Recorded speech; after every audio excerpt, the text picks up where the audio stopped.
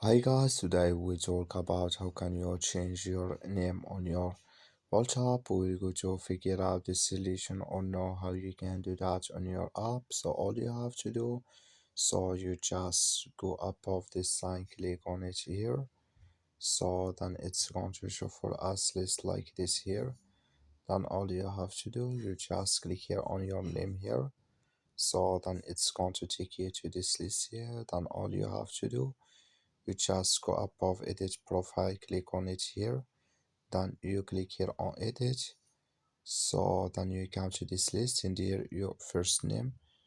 So then here can you add your first name here and your last name here.